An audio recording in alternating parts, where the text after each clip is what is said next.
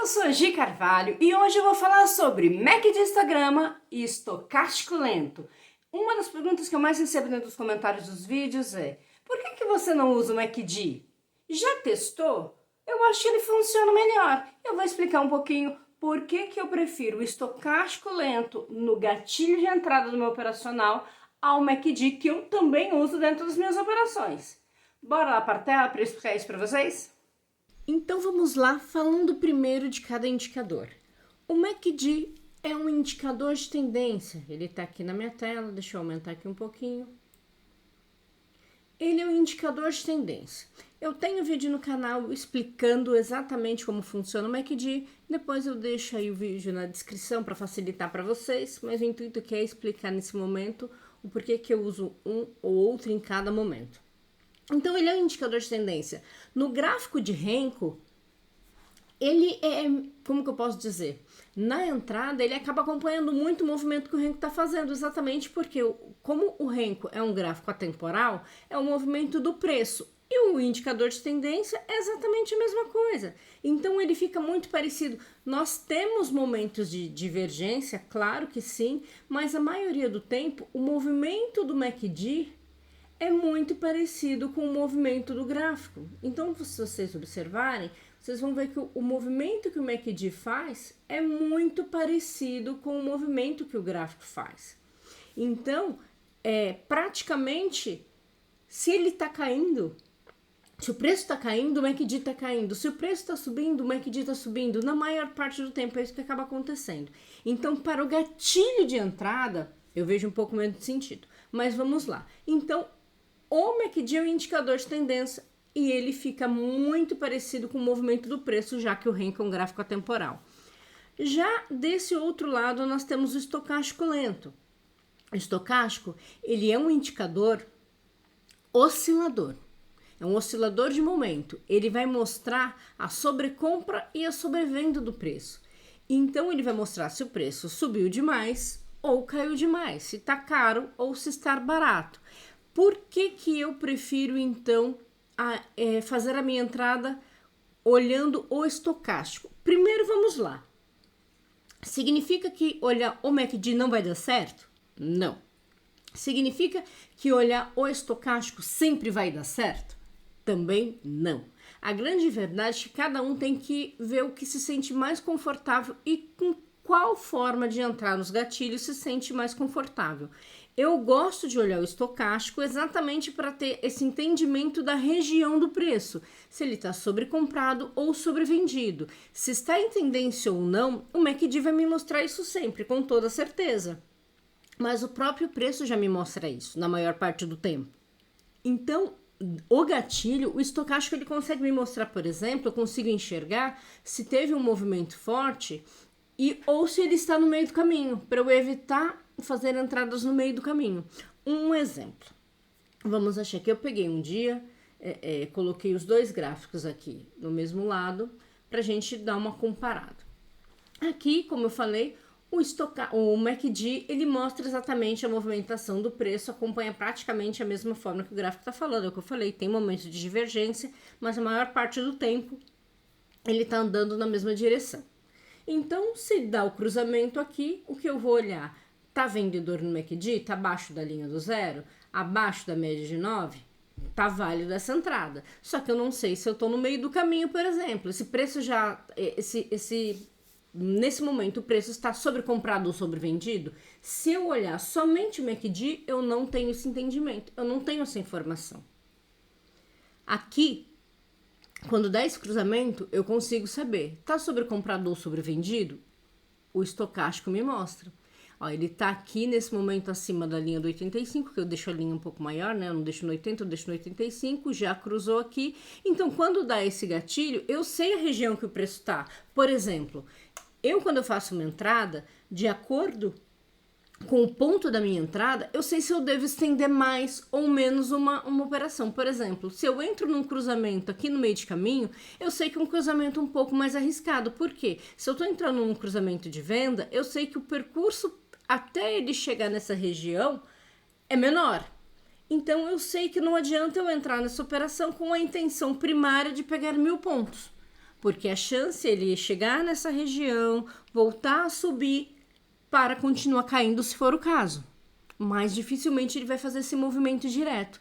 Então, o estocástico me dá esse entendimento. Esse cruzamento, ele está numa região de sobrecompra ou sobrevenda, ele tem chance de andar mais ou menos, isso facilita. Já o MACD, a informação que eu tenho é, tá em tendência de alta, tá em tendência de queda, simples assim. Porque lembra, o MACD não mostra força de tendência, ele só mostra se é compra ou venda.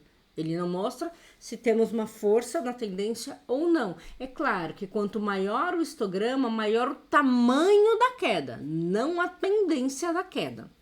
Ok. Aí fez um movimento de queda. Aqui é onde mora o perigo, a hora que ele fica nessa região mais consolidada. O MACD só vai me mostrar o quê? É claro que a coloração, igual no MACD usa 2MV padrão, a coloração me mostra esses ruídos.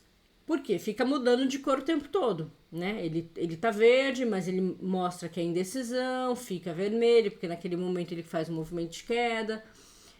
Só que se eu for entrar simplesmente pelo preço estar acima da linha do zero, acima da média de 9, eu vou ter vários gatilhos de entrada. E nesses ruídos é onde eu vou ter uma certa dificuldade. Já normalmente o estocástico, quando tem esses ruídos, ele vai estar no meio de caminho. E isso vai me ajudar na minha tomada de decisão. Aqui, por exemplo, nessa venda, aqui tudo bem. Aqui ele fez um cruzamento de compra, o estocástico estava dando condição também, da mesma forma que o MACD. Aqui a venda.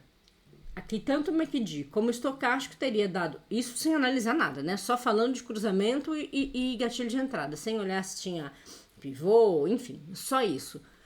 Tanto o estocástico como o MACD teria dado uma entrada ruim. Teria dado stop, ou pelo menos saído na proteção, ambas. Vamos ver aqui. Se tivesse entrado nessa operação, ele teria caído. Não, teria dado stop nas duas. Então aqui, ambas teriam dado stop. Tanto o MACD como o estocástico, se você usasse os dois para fazer a sua entrada, você tomaria stop do mesmo jeito. Ah, ok. Aí aqui nós temos uma venda. Pelo estocástico, eu não faria essa entrada, apesar dela ter andado aqui. Mas antes teria dado stop, vamos ver. Aqui não. Andou nada. E aqui teria dado stop. Então, essa entrada de venda teria dado stop, apesar de depois ter caído, mas aquela teria dado stop. Ok. Como que estava o estocástico? Totalmente no meio do caminho. Totalmente no meio do caminho. Aqui no MACD, vamos ver aqui. Ele ainda aqui estava abaixo da linha do zero, não estava acima da linha do zero, não teria dado essa entrada ainda. E depois ele não deu condições de entrada. Então, nesse caso, o MACD teria evitado uma entrada nessa venda. E o estocástico também teria... evitado, porque ele estava no meio do caminho.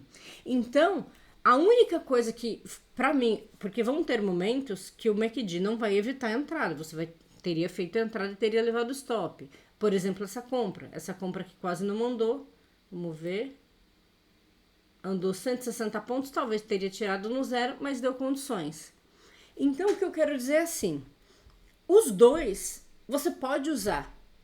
Eu prefiro o estocástico, por quê? Porque como as minhas operações são longas, eu gosto de estender os meus trades, eu prefiro ver que o estocástico está sobrecomprado ou sobrevendido para eu tentar estender mais as minhas vendas. Eu sei que eu posso entrar, olha, eu vou entrar nessa operação e a chance dela cair mais é maior, mas não é regra. Gente, a grande verdade é que todo indicador, ele funciona, mas ele não funciona o tempo todo. É estatística e probabilidade, é matemática. Vão ter momentos que vai dar certo e vão ter momentos que vai dar errado. O que eu gosto é fazer a minha entrada olhando o estocástico e fazer a minha condução olhando o MACD. Enquanto o histograma está acima da barrinha de 9, eu sei que eu posso me manter no trade. A hora que perde a média de 9, eu saio. Mas que se a gente for falar assim de uma forma resumida, basta você fazer a mesma coisa quando o preço perder a média de 9 no gráfico. Então, isso que eu falo, os indicadores são nada mais nada menos do que reflexo do que está acontecendo no gráfico. Então a gente consegue muitas vezes não operar com um monte de indicador, porque o próprio gráfico já te mostra isso. Então aquilo que eu falei, o MACD, ele praticamente faz o mesmo movimento que o gráfico está fazendo. Se você quer sair da operação a hora que o preço perde a média de 9, você sai, porque vai dar quase que a mesma coisa de você sair quando o MACD perde a média de 9. Porque nós estamos falando de período, o período é igual, então é muito parecido. É claro, tem uma pequena diferença, porque o cálculo do MACD é diferente do cálculo aqui da média aqui na tela. Então, mas acaba ficando muito parecido. Então você consegue saber se o preço está caindo ou subindo. É claro que o MACD vai te mostrar se já está abaixo da linha do eixo zero ou não, né? Que isso aqui no gráfico você não vai ter certeza. Você vai saber se está abaixo do eixo zero ou não, mas a sua saída você consegue olhar também pela média de 9, conduzir pela média de 9 caso você queira, porque pela média de 21 você sabe que você vai devolver um pouco mais. Então, são indicadores que são muito bons de serem usados. Não existe uma obrigação de usar um ou outro, ou esse não é melhor que o outro. Não, eles fazem praticamente a mesma coisa, mostram praticamente o mesmo resultado. A única diferença é que o estocástico, já usei o RSI também, eu prefiro o estocástico também, mas o principal é te mostrar, tá sobrecomprado ou sobrevendido. Lembra que eu sempre falo para vocês, as melhores entradas, normalmente, estatisticamente, são aquelas em que o preço vem daqui de baixo, vira e te dá um gatilho de cruzamento também no gráfico. Essa normalmente tende a ser a melhor entrada, mesmo que ele não vá subir em linha reta. A tendência é que ele faça um movimento de alta mais extenso, então fica mais fácil. Para você saber que pode andar mais, então eu vou tentar estender. Se eu faço parcial, ao invés de fazer uma parcial curtinha, eu faço uma parcial um pouco maior. Provavelmente no meio de caminho aqui eu faço uma primeira parcial e levo o restante. Então você consegue administrar isso de uma forma mais tranquila. Quando ele tá aqui em cima, eu sei que ainda que é o que eu falo, nós trabalhamos com stop financeiro, não stop técnico. Se a gente trabalha com stop técnico, o nosso stop vai ser maior, mas a gente se mantém na operação mais tempo. Por exemplo, nesse cruzamento de queda. Ele dá esse cruzamento, o estocástico tá ótimo para esse cruzamento, só que o nosso stop é financeiro, ele é curto.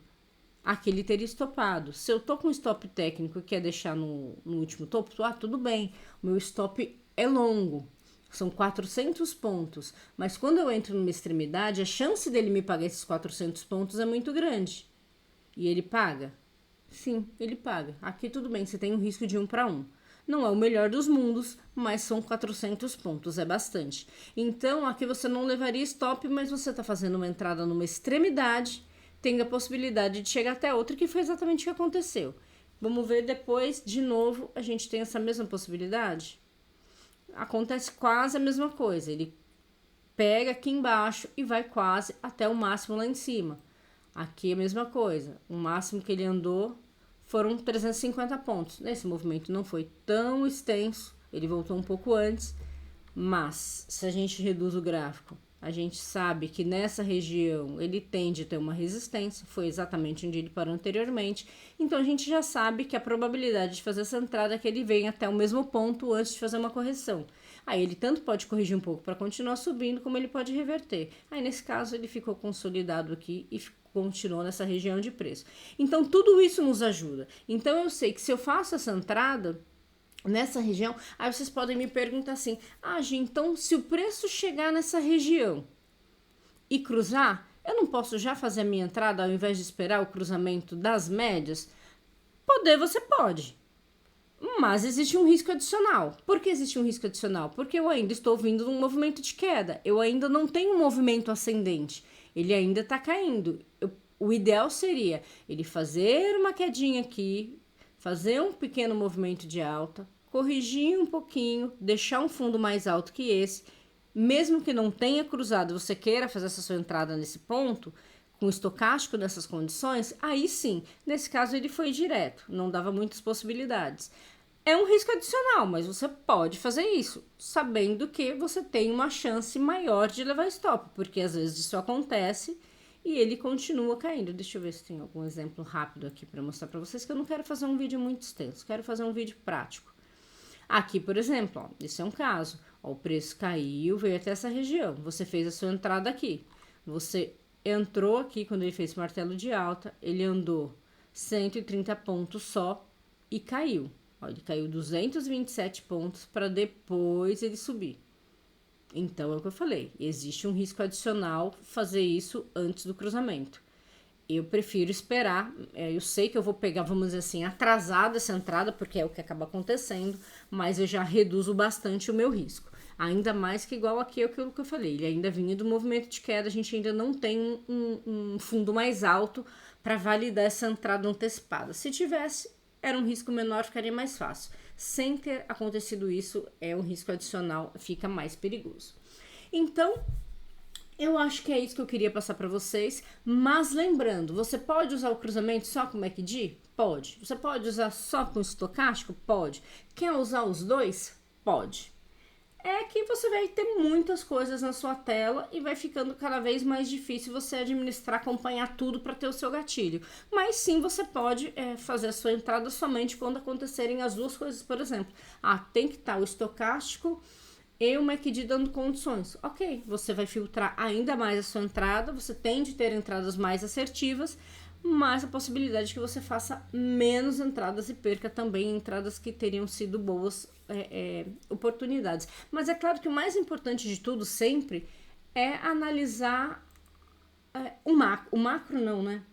É fazer uma análise de contexto, é ver o que está acontecendo, a região de preço, está consolidado, não está? Porque se tiver consolidado, o MACD vai ficar te dando condição, o estocástico vai ficar ali com ruído, e a gente necessariamente não vai fazer boas operações. Então, o ideal é os indicadores estarem te dando boas condições para você fazer essa sua entrada para ficar um pouco melhor e mais seguro.